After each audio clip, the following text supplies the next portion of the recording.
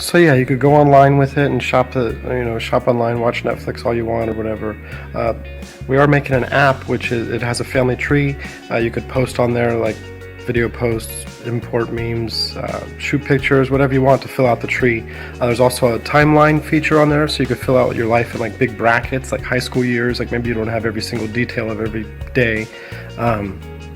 When you're thinking back to go add to this, but you could add to it and continue adding to it. You could post pictures and stuff. It'll look like a ruler with a bunch of lines on it and a square on the top with an icon for pictures and notes and stuff.